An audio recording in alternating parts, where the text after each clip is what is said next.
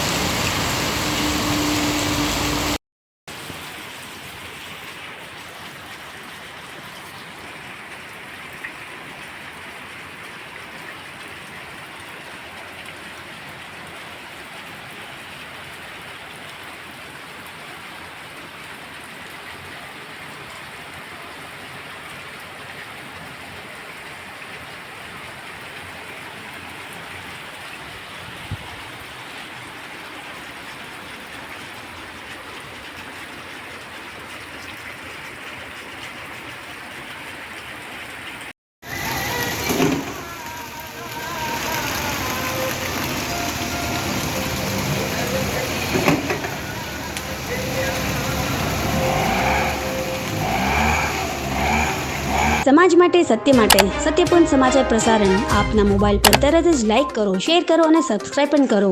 અને હા, ઘંટડી વગાડવાનું ન ભૂલશો. આભાર. સમાજ માટે સત્ય સાથે સત્યપુંજ. અહેવાલ, સમાચાર તથા જાહેરાત પ્રસારિત કરવા સંપર્ક સાધો. સત્યપુંજ સમાચાર પ્રસારણ, લબ્ધિ કોમ્પ્લેક્સ, તાલુકા પંચાયત સામે, સિહોર.